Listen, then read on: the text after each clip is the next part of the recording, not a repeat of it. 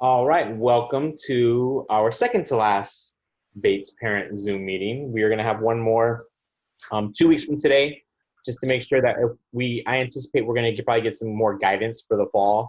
And I'm pretty sure you guys would have questions and want to ask directly to us. So, which is why I didn't want to have this as our last meeting. We're going to have another meeting in 2 weeks. So hopefully you guys can have some more information. So help you better prepare over the summer and then ask me questions you need. So, we have our team here of educators and rock stars. So just in case you guys forgot who they were, Jen Doucettley is our team chair. She manages all of our special education services and our IEPs. Karen Reardon's our front office person who runs the whole school basically. So, makes my job a lot easier. Allison Vargas is the nurse. And so she is on the call to talk about whatever you guys have questions for her about. Marlene Cuevas is the family engagement facilitator, and she reaches out to you guys probably all the time, and she helps with the school newsletters.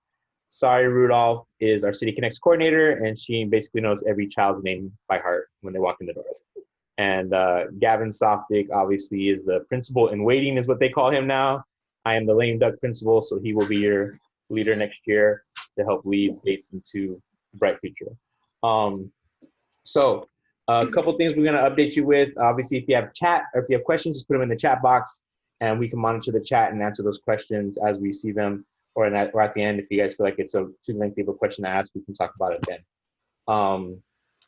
First things first, I know that some families have been reaching out to say, hey, when are we going to be able to get our kids things? And so we are going to send out a detailed schedule for the week of June 22nd. So not next week, but the week after that. We will have it parsed out for grade levels to come in. And right now, currently this week, teachers started boxing up your child's things. So there's a big box for your child's things to be into. And we will have those out and ready to go. So we will send out very explicit details this Friday in our parent newsletter. So when we email the parent newsletter out, we also put it on our Facebook, and it's also on our website. We will do that. We will send it, and then we'll send a robocall out when it gets closer to that date to remind people of the schedule and check the schedule, so that way you guys can come get your things. At that time, we also will have medications. So Mrs. Vargas, do you have any things about that? Because we want to give out medications that people may have medications at the school that need to go back. Sure. Yeah, if your child has a medication at the school, that's a good time for you to come get it. I can, give a reminder phone call as well to those parents. So that would probably be a good time. And what happens, Mrs. Vargas, if they do not get it? Does it expire? Do we just keep it for next? If it expires, I'll just get permission to throw it out from the parents. And if it's not, then it can just roll over to the next year, or I'll send it to Collins Middle School. They're going off there. Now, we know that parents still have work schedules. Some parents have gone back to work, so they have work schedules as well. So there may be a challenge with them coming to pick up just regular belongings. So we will probably have multiple opportunities for you to come pick up your belongings. And then after that, I'm not sure we're going to hold on to them anymore unless it's like clothing material, something that's like of value. But if it's like student work or something like that, unless you guys contact us explicitly and say, hey, this is my situation, I want to come get it. So know that that's something we're thinking about, because if we have 400 kids things, 400 boxes in the cafeteria, and only 200 families come, we still have 200 boxes left. What are we going to do with those? So we're trying to think through that a little bit. But by all means, if the schedule doesn't work for you, then just call us and let us know, hey, we want to still get our stuff, but is there another time we can do? And then we'll try to see what we can work around for that. And we will also collect Chromebooks for those students who are going either to Salem Academy or are leaving the district after the school year, and as well as library books, public place to drop off those as well. Yes, I'm glad you brought that up. So if your student child has a Chromebook from Salem, they'll keep the Chromebook over the summer, unless he just said that they're going to the charter academy because they're going from 5th grade on there, or they're moving out of district and they need to return their Chromebook and library book at the time. So it's like an exchange. Boom. Today we started doing basically next grade level meet the parents and meet the teachers. And we had 2nd grade start today. As you heard one of our parents earlier say that she had missed it. So I just texted the team to make sure they recorded it because I wasn't on the call. But basically what it was, they want to close the year out with the parents. So the 2nd grade parents came onto the meeting. The 2nd grade teachers had them on the meeting. And they closed out with any final words they want to say for the year with the parents. And then the 3rd grade teachers were on the call. So they did a presentation basically saying, here's third grade, here's what we're all about, a little bit about us, get to know us, and this and that. Tomorrow and the next day, we'll have the rest of the grade levels go. Today was just second grade parents. If parents do miss that meeting, we are asking our teachers to record it so we can post it online. So that way you can get all the information you need for the next grade level parents. I know parents may have questions for that. They're normally having them between 3 and 4, right, Gavin? Yes, all the meetings are between 3 and 4. I think there's 2 tomorrow and 2 on Thursday, I think, to wrap it up. Right.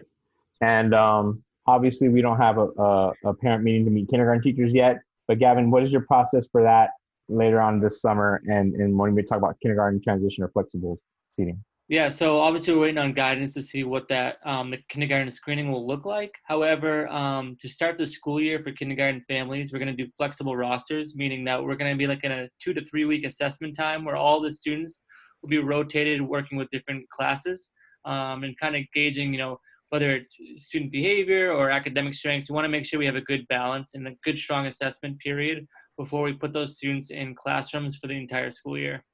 We just found this year that we didn't have a really great diversity within each classroom of needs. We want to make sure that we really provide opportunities for those students to have all access to everything they need and throughout all 3 classrooms.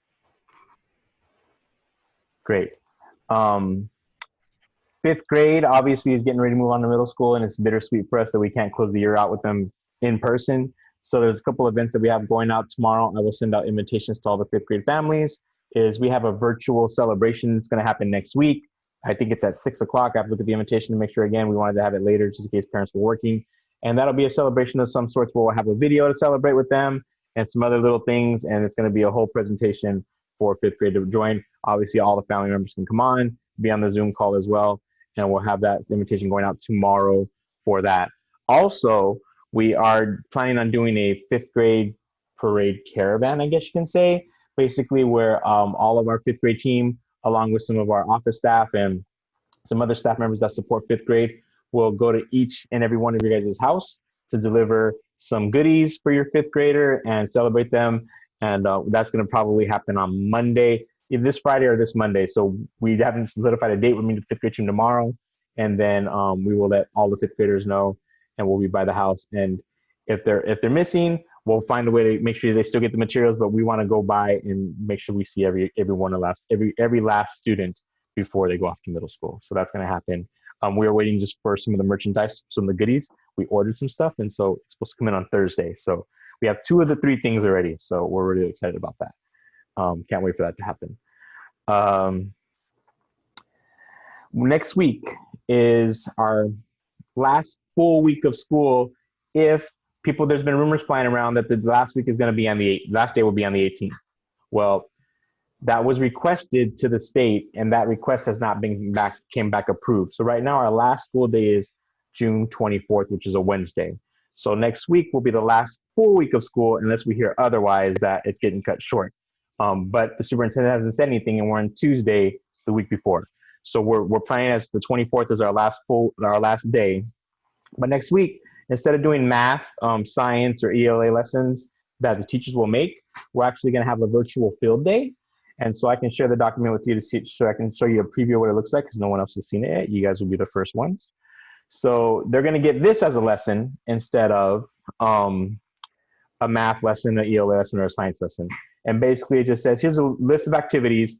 Your child can do all the activities. It's pretty simple. They have videos of what they look like, so they can watch a video of it, and then they can see what it's like. And then they would submit that as an assignment into their teacher, or they can send it to Mr. Robinson's Twitter or Instagram page so we can have it.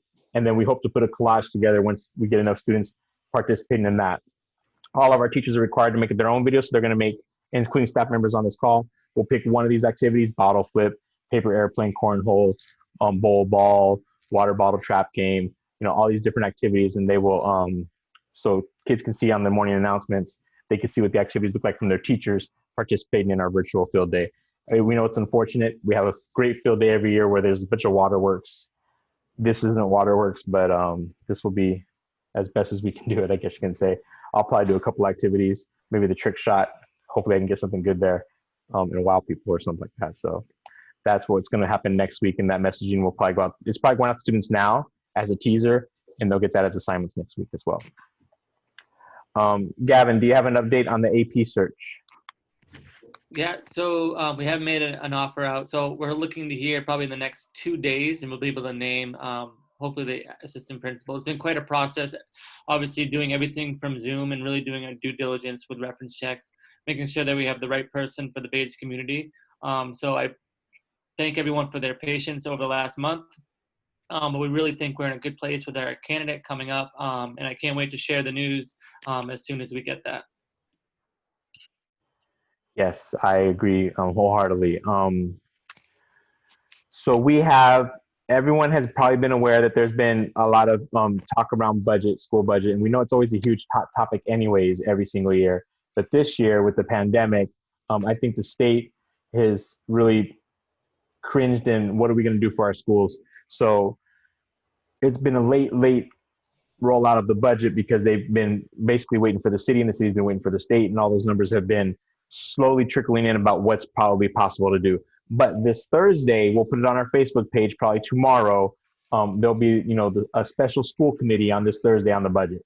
So if you're interested about anything about the budget, we'll put that meeting on so if you want to watch and see what they're proposing or what the school committee is talking about the budget, because I do know that that's an interesting meeting because it's not going to be like normal where we just present things. I know that there's a lot of talk about certain changes happening, and then especially with the unknown happening next year, we are waiting to see what the budget implications will be on that. As far as next year goes, we read some of the CDC guidelines that are out, like 10 kids a classroom and all those other things. We won't know what we're doing as a school district and probably as a state until DESE, which is the Department of Elementary and Secondary Education, releases their guidelines. They are talking about releasing a one-size-fits-all guideline. So basically every district has to follow this plan. And the reason why is because we have teachers that don't live in Salem. So if they got a student in 4th grade and they live in another district and their district is going virtual and they got to be here at Bates in school, then how does that work for childcare? So I think they're going to release a plan that fits all schools, and all schools will have to adhere to that. And they're talking about releasing that hopefully in the next week or so that way we can have the knowledge before we go off to summer, and then we can share it with you guys as well so you guys can know what you got to prepare for summer as well, on the budget plans for next year as well. So I think those are the big topics that we talked on. Lastly, but most importantly, we want to talk about what happened, obviously, with George Floyd in Minnesota. So we know that there's a lot of kids out there that know what's going on. It's obviously something that saddens our hearts, and it has gotten a lot of people to start stepping up and speaking. We've seen a lot of protests in Salem. I heard there was protests this weekend. There's been protests obviously in Boston and Cambridge, and we think it's very important that kids appropriately are talked to about, just in general, the color of one's skin, fairness, equity, and race. So we are currently now, because we know this is a hot topic and the topic for debate, but the Bates core values are all kids should have a fair opportunity to succeed. There's no one that's better than another kid, no matter what the color of their skin is. We love each and every one of our kids the exact same. We want all of them to do well, and we want to make sure that we are not showing favoritism, or at least recognize what our own implicit biases are, so that we can help navigate our conversations with our families and our kids. So in the meantime, we have started creating a page for resources on our website, and I'll share that with you if I can just get on my thing right here. So it is, here it is. So right here. So this is, let me pull the version of it. This is just on our website page. So we know that there's a lot of talk out there about definitions and what they really mean, and how people interpret one thing, how people interpret another. So we wanted to kind of clarify and norm around what all these things mean. And we know that everyone's going to have their own opinion.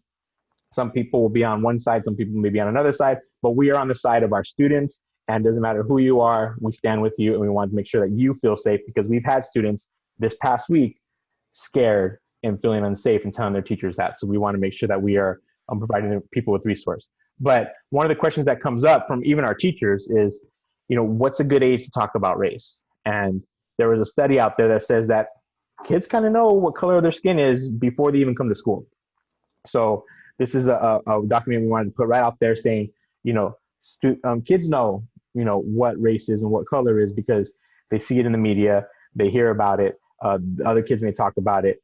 And if we don't talk about it with them, then we can be setting ourselves up for them to make an impression that without all the informed decisions or all the informed information they should have. So, you know, we have a lot of read alouds here that are picture books. So basically, if you're not explicitly talking about the George Floyd thing because, you know, you think that, oh, you know, my child's too young to talk about that. Totally understand that. But we have picture books to talk about race, talk about equity, talk about, you know, other cultures, make sure that everyone knows about other cultures as well. So then we have the video here, the introduction video, let's talk about race. And then that's really just a picture book. She doesn't say anything other message than, you know, all of our kids should be treated with equal, you know, it should be equal and everyone, doesn't matter the color of your skin, you're beautiful, we love you and you should feel safe. And then she reads a book to them. We have a library here. All these books in the library are read alouds on YouTube, whether you want to read aloud in Spanish or you want to read aloud in English. And they all have to deal with with the topic of race or equity. So it's told in the story. So it's not explicitly to the kid, but it has a good theme and a moral story for you to have that conversation with your child if you choose to, or know that we're going to have those conversations in our morning meetings with our students when we're back in school for morning meetings. There's always a talk about privilege and white fragility. People have different definitions on what white fragility is and what white privilege is. So we have some videos here. The author of White Fragility, who's Robin DiAngelo, she's a PhD. She wrote the book on it.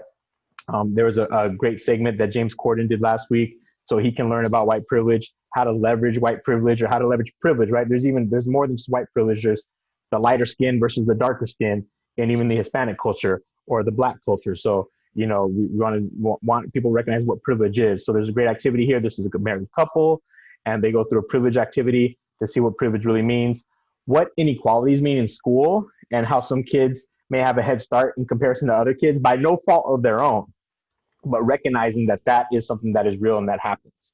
And we want to talk about that as well. And so resources, a great article here that one of our coaches had found and posted that, you know, there's 3 white privilege blind spots. And then if you want to educate yourself further, or our teachers want to educate themselves further, then there's other things they can do to look at just to educate themselves as an adult in our society. And then we have videos on race. What does it mean? You know, the myths about race that Robin DiAngelo talks about. There was a great Sesame Street segment this past Saturday on racism. And then hearing from different groups of people, right? Hearing white people talk about what race is to them. Then hearing what Black boys talk about what race means to them. What Black women think about race. And then hearing what the police think about race. So different police officers and different police chiefs, what they think about race, and what Latinos think about, and what Native Americans think about. So there's different. So those are all videos that are around 4 to 5 minutes. They're not very lengthy videos. You don't have to take a lot of time, but they're there. And then also what we're going to do with our staff is we're going to talk about things like implicit biases and microaggressions. And I can tell you right now without watching the video, what an implicit bias is. If I tell you, hey, you're going to have a baby and you're going to you're going to bust the balloon and it comes out blue, you're going to say, oh, you're having and 99% of people are going to say it's a boy. That's an implicit bias that you have learned that blue means boy, pink means girl. That's nothing wrong with that. That's implicit bias. If I say peanut butter, you're going to say jelly, peanut butter and jelly. That's an implicit bias. That's a learned behavior that you had over time that you just automatically hits you, and that happens. So talk about implicit biases and how they go into microaggressions, because that can happen as well. And then you can hear some kids talk about microaggressions when they're in school and what people say to them that we may not know that it's hurting them, but their feelings are hurt. And so we want to really talk about that. Or we want to have that information there for you. And then what does Black Lives Matter really mean? It has nothing to do with the demeaning of other cultures, the demeaning of other groups. And it's not a racist remark. It's just saying, hey, our house is on fire right now, and we need to help that house that's on fire. We know that there's other houses in the neighborhood, but this house is the one on fire. So this house right now is what matters. Not that these other houses don't matter, but we knew, this is something that's happening to them, oppression over many years. And we want to make sure that they feel safe and the kids feel safe. We have Black kids in our school that right now are crying every day because they don't know what's going to happen to their older siblings. And obviously we're going to build out some teaching strategies and tools. We have an epic library right here. So this is something one of our teachers put together, where if you can just learn about other cultures, it's really it's not really race related in that sense, but just like other cultures, Nelson Mandela, Rosa Parks, Martin Luther King. So all the different cultures, she created a library. So you can go to that library and just read picture books about other cultures. So we're going to continue to build this site out. So that way, this is something that's a staple when we move into the next year, into the future, to say, if we need a resource or a tool to come back and talk about this, or if two adults are having a conversation, they can go here instead of having to look on the YouTube or the internet or all these different links that people are emailing out, and easily navigate where they need to go, if that makes sense. So Gavin, do you have anything you want to say on that? Yeah, I think it's just really important to reiterate that this, the George Floyd incident was one incident, and, it brings up a lot of talk about, race and culture and racism. And that's unfortunate it happened, because this has been a long time coming for schools to really do this type of work and have these conversations with, staff, with students, with families. And, it isn't just because it's the hot topic right now. We really need to become more culturally responsive within our practices, with teaching practices, social emotional learning strategies, and really embed these talks of racism into our daily morning meetings. And it's something that needs to change. It's 200 years of oppression. I mean, there's no way around it. And to say that it's not there, and that our students sometimes don't feel safe because of the color of their skin, it would be, not to say something about that would be complicit. We really need to address it, name it, and then build a support system so we can really build the capacity for our students to call it out when they see racism. Because we want Bates to be a safe place where everyone feels welcome and everyone can be celebrated for who they are. And this work's going to continue right through the summer and into the fall. And we're really going to really celebrate our students, no matter what their culture is. And that's just going to be what Bates does moving forward. And I know Salem's really starting to press the gas pedal as well in attacking this work. And I just think that we have the team to do it, and we're really excited about it. We have people that are passionate about it, and it's going to be hard, but it's something that has to happen. Yeah, we understand that talking about race is not a comfortable thing for a lot of people, because it's uncomfortable, right? Because you're afraid of what you might offend and say something about somebody, or vice versa. So, but we got to have norms, and we got to have a conversation about it. And with good intentions, that we want to improve our talks with race. We want to improve our relationships with other people in different cultures. And I think that is how we're going to start doing it, and just having conversations about it, and knowing that we're trying to have it from a good place without trying to offend people. I think that's what we're going to have to do. Yeah, and I think we can all learn from each other. Yep. And that's going to be the great thing. It's going to be a great learning experience for everybody, and, supporting, all needs. Yeah. And we've had this conversation between Gavin, Jen, and I. We've had this conversation a lot. So obviously I'm a different ethnicity than they are, and we still have this conversation. And, we're not afraid to just call it what we see when we see it with each other. And we are better people with each other around that. Our relationship is stronger for that. So, so know that that's something that's near and dear to our hearts. That way your children can grow up in a safer environment for everybody. So that's what we really want. I don't see I don't see other questions in the chat box. Does anyone else have any questions now that they want to ask or follow up on what we talked about today?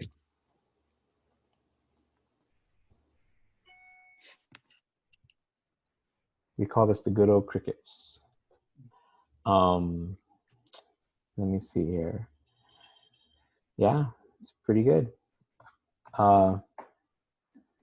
Marlene, do you have anything that you want to share with the group from your realm? I don't, but I just want to mention that if any of you have any question or concern, just feel free to reach out to any of us. Sorry. I don't have any updates or anything new, but similarly to Marlene, I'm still always available for questions, concerns, or anything that is coming up. And Allison again? No, just that I miss everyone, and I hope everyone's staying safe, and reach out to me anytime. Yeah, I agree. Before I go to Karen and Jen, today we were back, Gavin and I and Jen were back, and Karen was back as well, because we're getting ready to close the end of the year, but we all have on masks and we're all trying to stay separate from each other. We're having conversations from 20 feet apart, but it was like almost hard to get work done, because it was nice to see people. It was just nice to see people in person and not on the Zoom call. So, but we'll get her done. Jen, you have anything? Yeah, Summer school? and I'll answer Wendy's question for her too. So summer school is going to happen. It's going to be completely online. So if you have a child that's going to receive summer services, you should be receiving an email from me this week. Desi just released some guidance Friday and over the weekend. So now we're definitely going to be 100% online. The building, it looks like, will not be used for summer programs that we know of as of right now. Yeah, but I work all summer. So if you have any questions come August and you just curious about what special ed's going to look like in the fall, just give me a call, send me an email, and I'll get back to you right away. They are thinking, I think the district is trying to toy with the notion of having a summer program maybe in August, but that will not be at Bates if it happens. And we don't know if that's going to happen because it's funding and all those other things have to take place. But I know that was mentioned as a rumor earlier this week that, hey, is that something we can look at for maybe, a couple hundred kids or so. So we don't know if that's really going to happen yet. So it's a wait and see game. Karen, you have anything? I do. It has been great, like you said, JJ, to be back in the building and see one another. But I really miss seeing our kids I know. and their lovely families. So looking forward to that. The other thing I just want to mention is I believe the only one that can give the medication back to the families is Miss Vargas.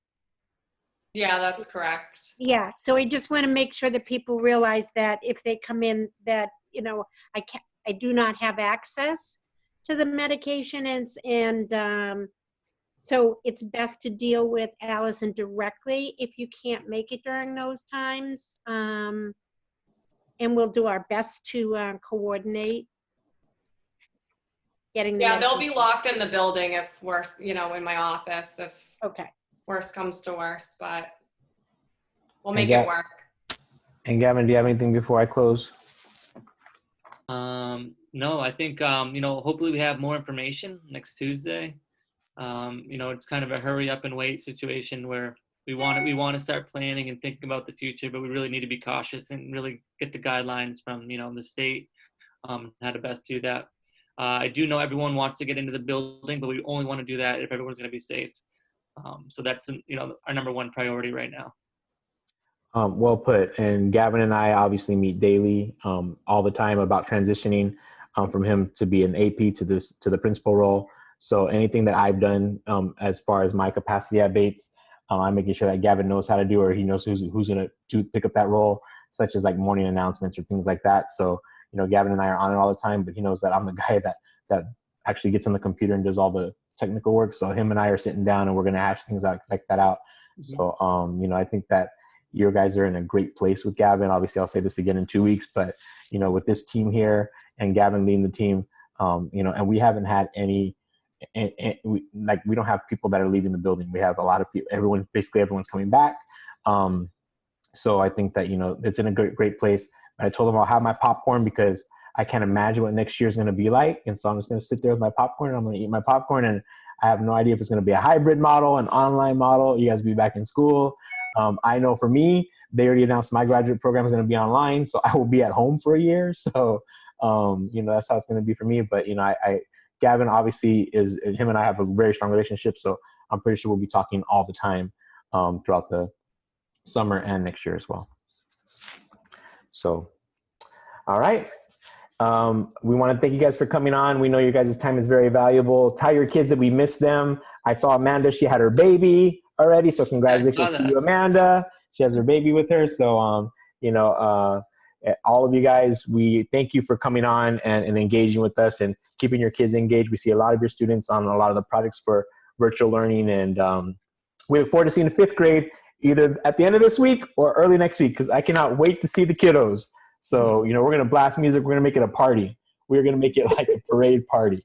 So, that's what we do. We go big at Bates. So, if anyone wants to ask anything particular without parents being on, then we'll stay on for maybe a minute or so, and then we'll go ahead and sign off. All right. All right. Well, then have a wonderful night. Thank you, everybody. Good night, everybody. Bye. Good night.